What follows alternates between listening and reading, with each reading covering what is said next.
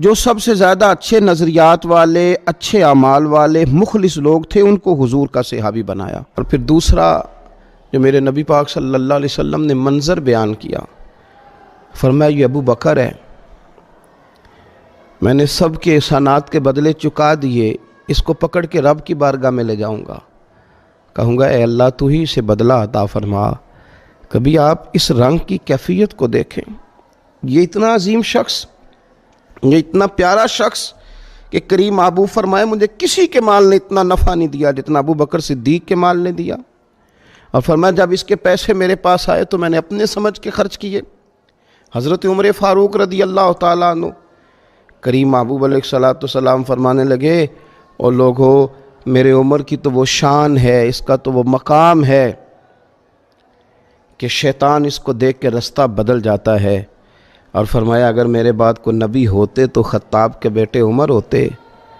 وہ یارو عثمان غنی، ان کو میرے رسول پاک نے 2 بیٹیاں دیں، 2 بیٹیاں، اور نبی پاک صلی اللہ تعالیٰ علیہ وسلم کی پنڈلی مبارک سے تھوڑا سا کپڑا ہٹا ہوا تھا، تو کئی صحابہ آئے حضور کی بارگاہ میں، سبھی اعزاز والے، پر حضور لیٹے رہے۔ عثمان غنی آئے تو کریم محبوب علیہ الصلوۃ والسلام نے اپنے کپڑے کو سیدھا کر کے فرمایا جس سے فرشتے حیا کرتے ہیں میں اس سے حیا نہ کروں؟ کتنا وہ عجیب آدمی ہے کہ جس سے فرشتے بھی حیا کریں، وہ اس عثمان کا حیا نہ کرے۔ اور پھر مولا علی شیر خدا، کریم نے بات ہی ختم کر دی، فرمایا علی کی محبت ایمان ہے، علی کا بغض نفاق ہے۔ علی المرتضیٰ شیر خدا رضی اللہ تعالیٰ عنہ کے مرتبے کا جو حسن مقام حضور نے بیان کیا۔ میرا سوال یہ ہے کہ جو اتنی بلند پایا ہستیاں ہوں، کیا ہم ان پر بیٹھ کے تبصرے کریں گے؟ کیا ہم اپنی زبانوں کا انہیں نشانہ بنائیں گے؟ ان کے بارے میں ہم کلام کریں گے، اور وہ لوگ کلام کریں گے جن کی کوئی حیثیت نہیں ہے، جن کا کوئی مقام نہیں ہے، جو سیاسی اور سماجی اور فلائی قد کاٹ اپنا بتا کے تو جس پہ دل کرے وہ تبصرہ کریں؟ ہوش میں رہنا چاہیے۔ تو دیکھ تو صحیح تو بات کس کی کر رہا ہے، تو کن لوگوں کے تذکرے کر رہا ہے؟ اور پھر میرے رسول پاک صلی اللہ تعالیٰ علیہ وآلہ وسلم نے ارشاد فرمایا لوگو میرے اصحاب کے بارے میں اللہ سے ڈرنا۔ حضور صلی اللہ تعالیٰ علیہ وسلم فرمانے لگے میرے اصحاب کے متعلق اللہ سے ڈرنا۔ مشکات میں حدیث ہے، ترمذی میں حدیث، اس کا درد ذرا دیکھنا۔ فرمایا میرے اصحاب کے بارے میں اللہ سے ڈرنا، فرمایا میرے بعد انہیں اپنی زبانوں کا نشانہ نہ بنانا، یہ میرے اصحاب ہیں، انہیں اپنی زبانوں کا، اپنے طنز کا نشانہ نہ بنانا، یہ میرے لوگ ہیں، جو میرے ہیں نا ان کے بارے میں رب سے ڈرنا، ان کے بارے میں بات نہ کرنا، انہیں اپنی زبانوں کا نشانہ نہ بنانا، ان پر طنز نہ کرنا۔ حضور صلی اللہ تعالیٰ علیہ وسلم فرمانے لگے جس نے ان سے محبت کی اس نے میری وجہ سے ان سے محبت کی، میرے اصحاب ہے نا۔ اور فرمایا جس نے ان سے بغض رکھا اس نے میری وجہ سے رکھا، اور میرے نبی پاک علیہ السلام فرمانے لگے جس نے ان کو اذیت دی اس نے مجھے اذیت دی، اور فرمایا جس نے مجھ کو اذیت دی اس نے میرے رب کو اذیت دی، اور جس نے میرے رب کو اذیت دی ان قریب میرا اللہ اسے پکڑ لے گا، ان قریب اللہ پکڑے گا اسے۔ گستاخان صحابہ یہ سمجھتے ہیں کہ ہم دندناتے پھرتے ہیں، کوئی حکومت کوئی ادارہ ہم پر ہاتھ ڈالنے کو تیار نہیں، لیکن وہ یاد رکھے کہ حضور نے فرمایا ان قریب تمہیں اللہ پکڑے گا، ان قریب تم پکڑ لیے جاؤ گے، تم دھس لیے جاؤ گے۔ اہل بیت اطہار صحابہ کرام علیہم رضوان کے بارے میں ہمارے نظریات اتنے صاف ہونے چاہیے، اتنے سونے ہونے چاہیے، ہمارے عقائد کے اندر اتنا حسن ہونا چاہیے۔ حضرت عباس آتے، حضور کے چچا، نبی پاک کے چچا ہے نا، حضور کے چچا ہیں، جب وہ تشریف لاتے تو صحابہ اٹھ کے کھڑے ہو جاتے حضور کے چچا کے لیے، اس لیے کہ یہ اس کریم کے چچا ہیں جنہوں نے ہمیں زمین کی پستیوں سے اٹھا کر عرش کی بلندیوں تک پہنچایا۔ یہ اس کریم محبوب صلی اللہ علیہ وسلم کے چچا ہیں جنہوں نے راتیں ہمارے لیے دعائیں مانگی اور دن ہمیں تبلیغ کر کے گزارا۔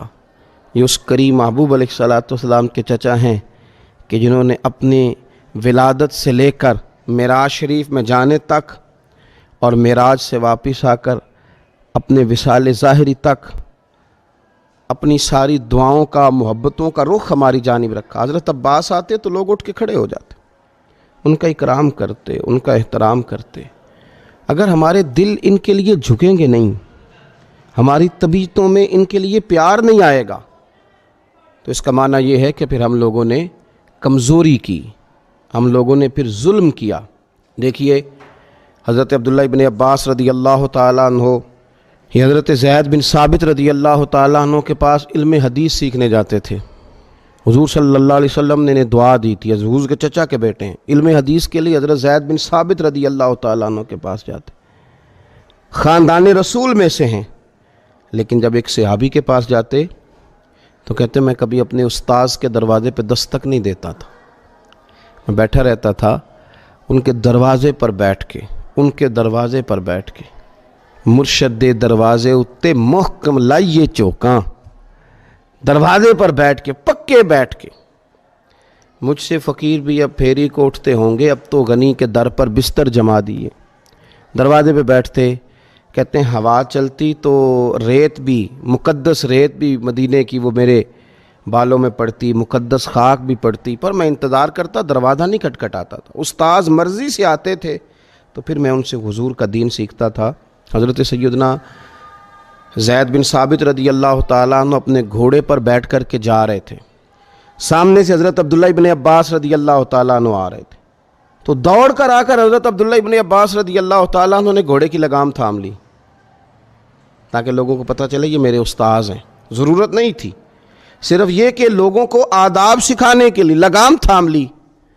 حضرت زید بن ثابت رضی اللہ تعالیٰ عنہ کہتے ہیں خاندان رسول صلی اللہ علیہ وسلم کے معزز فرد، یہ آپ کیا کر رہے ہیں؟ تو آپ فرمانے لگے ہمیں سکھایا گیا ہے کہ علماء کا ادب کرنا ہے، ہمیں یہ سکھایا گیا ہے، ہمیں سکھایا گیا ہے کہ علماء کا ادب کرنا ہے۔ تو حضرت زید بن ثابت رضی اللہ تعالیٰ عنہ گھوڑے سے اترے اور جناب عبداللہ ابن عباس کے ہاتھ چومنے لگے، کہا یہ آپ کیا کر رہے ہیں؟ فرمانے لگے ہمیں بھی سکھایا گیا ہے خاندان رسول کا ادب کرنا ہے۔ تو صحابہ ایک دوسرے کے ساتھ یہ والا رویہ اختیار کرنے، اپنی اولادوں کو حضور کی اہل بیت اور صحابہ کا ادب سکھائیں، ان لوگوں سے دور بھاگیں، دور بھاگیں جو اپنی زبانوں کا، اپنے طنز کا، معاذ اللہ اپنی تنقید کا نشانہ بناتے ہیں صحابہ کو۔ حضور صلی اللہ تعالیٰ علیہ وسلم کی تربیت کے وہ جو ستارے ہیں خاص، اور میں آپ کو عرض کروں یہ عالمی سازش ہے مسلمانوں کے خلاف، اس لیے کہ وہ لوگ جو حضور کی تربیت کے شاہکار ہیں اگر وہی مشکوک کر دیے جائیں گے تو پھر بعد والوں کا معاملہ کیسے ٹھیک رہے گا؟ ہمیں کتاب و سنت سارے کا سارا صحابہ کے ذریعے سے ملا، ہمیں روایت احادیث کر کے، روایت حدیث کر کے صحابہ نے ہم تک پہنچایا، زندگیاں لگا دی اس کام میں۔ تو اگر انہی لوگوں کو مشکوک کر دیا جائے گا تو پھر بعد والوں کی چیزیں کس طرح کر کے مستند رہیں گی؟ عالمی سازش کے تحت، غیروں کی سازشوں کے تحت ان لوگوں کے بارے میں یہ رویے روا رکھے جا رہے ہیں۔